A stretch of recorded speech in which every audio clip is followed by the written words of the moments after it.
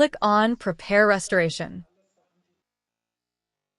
Click on Selection to support forbidden regions. Click on Add Attribute.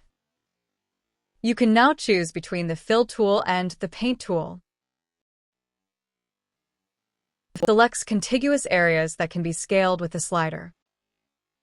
The Paint tool is used like a brush, whose size can be adjusted using the slider. Start coloring the important areas of your model. Important areas include the teeth, stumps, or something similar, where no support should be placed. You don't have to be overcautious when coloring.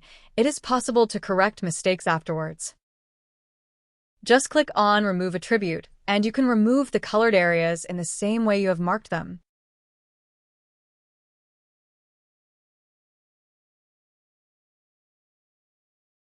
At the end of this step, your model should look similar to this.